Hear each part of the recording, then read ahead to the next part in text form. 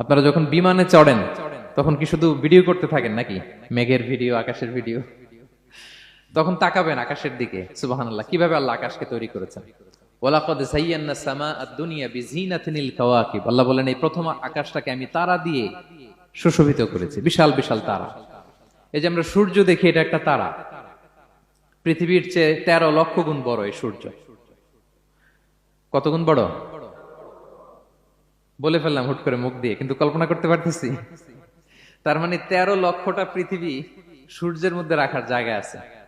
তাই বলে মনে করেন না যে সূর্য অনেক বড় সাইজের তারা। ন, সূর্য এই মহাশূন্যের খুব ছোট্ট সাইজের একটা তারা।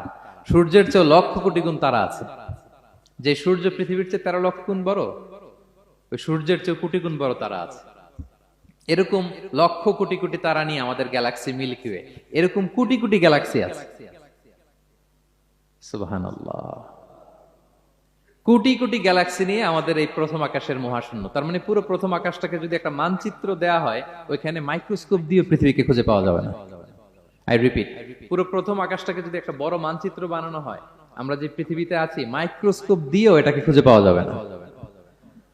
এই বিশাল প্রথম আকাশের মহাশূন্য যখন শেষ, এরপরে হচ্ছে প্রথম আকাশের লেয়ার, তারপরে হচ্ছে দ্বিতীয় আকাশের মহাশূন্য, তারপরে দ্বিতীয় আকাশের লেয়ার। বিষ্ণু ইসলাম বলেন, দ্বিতীয় আকাশের তুলনায় প্রথম আকাশটা কত ছোট শোনো।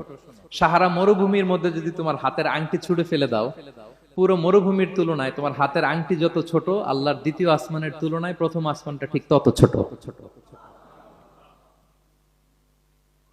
আবার তৃতীয় আসমানের তুলনায় দ্বিতীয় আসমানটা ঠিক ওই রকম। আবার চতুর্থ আসমানের তুলনায় তৃতীয় আসমানটা ওই রকম। এইভাবে 7 আসমান, এরপরে আল্লাহর কুরসি, মাউদাউল কাদামাইন, যেখানে আল্লাহ তার কুদরতি পা রাখেন। তো 7 আসমানটা যত বড়, পুরো সাহারা মরুভূমির মধ্যে আংটি ফেলে দিলে মরুভূমির তুলনায় আংটি যত ছোট, আল্লাহর কুরসির তুলনায় পুরো 7 আসমানটা ঠিক তত ছোট। কল্পনা করা যায়? এজন্য আল্লাহ বলেছেন, আফালা ইয়ানজুরুনা ইলাল ইবিলি কাইফা খুলিকাত। একটু উট নিয়ে চিন্তা করতে পারো না? আকাশটা নিয়ে একটু ভাবতে পারো না? ওয়া ইলাল জিবালি কাইফা নুসিবাত। একটু পাহাড়ের দিকে তাকিয়ে একটু অবজারভেশন করা যায় না, রিফ্লেকশন? ও মক্কার লোকেরা, পাহাড় দেখার জন্য তো তোমাদের অন্য দেশে যাওয়া লাগবে না, তোমরা তো সারাউন্ডেড বাই মাউন্টেইনস, চারদিকে শুধু পাহাড়, পাহাড় আর পাহাড়।